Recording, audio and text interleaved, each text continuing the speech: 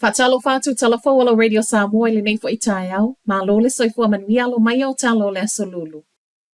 Ripotia i tangata ngā lulu e lo o ngafa ma mea aia whanau a ongo lo o maua fua nei, o le ao i le vaia o lo o whaasolo pia nei whaatala noa ngai totonu mata ngal wengal malo. O le polo kalame o lo o maua fua i mea aia whanau a o ngai totonu ni usila, o le ana amata whaaufi mai le lua fesful ma le iwa i lalo le whainga malo le leiba, ma o leo lo o whawhanga i le tusa ma le lua se lau, tolo se fulu afe whanau a o ngai le tusa ma le tasi afe a o ngai ese. Reportia le tiwa ni usila o ngā luenga wa maue o no oi le vaia, e au fia i lato e patino i aile nei polo kalame wha apea tangata so e wha apitoa, i le tū tau i le soifua malolo ino mea tau mafa, o tangata o lo wa aiel polo kalame wha ai tū malo i tua, a toa i matangata ngā lulue e mata i tuwina mea ai la foai. Ta ua mai ei fo i olo i ei fua ngai tu i titia le au whai ngā luenga mai le o mauti noa se whai numero tonu o le ao. O le polo kalame fo ile nei wa mai a wha mauti no mai ele minister lango a onga David Seymour o lo whai apea ilo i longa,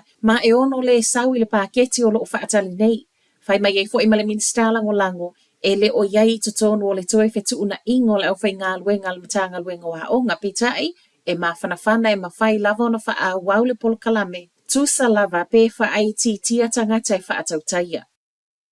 Wa iei fua ngā le University of Massey e tatala lona lalai Singapore wha atasi ma le PSB Academy. O se wha asilasilanga na whaia a o iei Singapore le pale mio New Zealand Christopher Luxon, ma isa unoanga le wha ao le University Professor Jan Thomas, o se tasile nei o wha mua le University. O Singapore se tasi o maketi e mausali ma e tala whiunga le leile a vea manofuanga. E wha amautu waile wha alautele ino Massey totono le maketi saute sa sae o le atu asia. Mai le PSB Academy le wanga lulu e whaapaanga ma le University of Massey e tu sama reporti le staff o se la asanga tā ua tele ma ua benefiti ai fo ima Singapore i tū taua o onga i lea i tūlangi.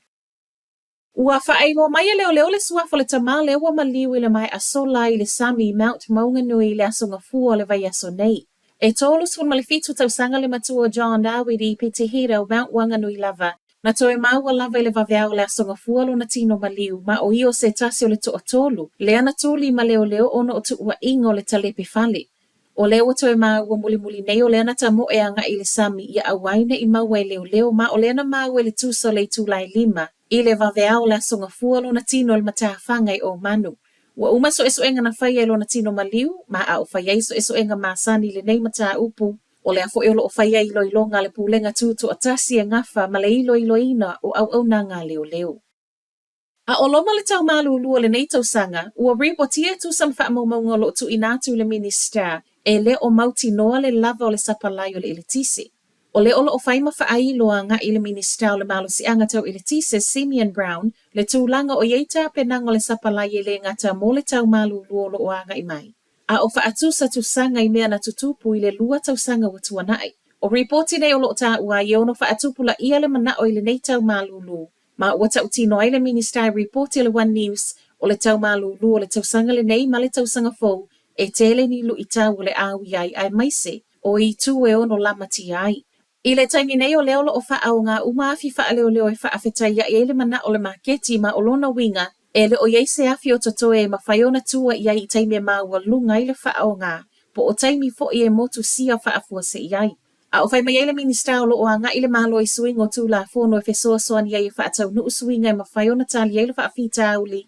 Wa whai mai le pule sili o le Octopus Energy, Margaret Cooney, e le na o ni usila o lo o a fia le sapalai o le eletise, peitai. O le whaafita auli o New Zealand o le leai o se inivesi whainga fōu e mawhaiau na whaafita iai e le sapalai le manao leo lo o alu pea i lunga.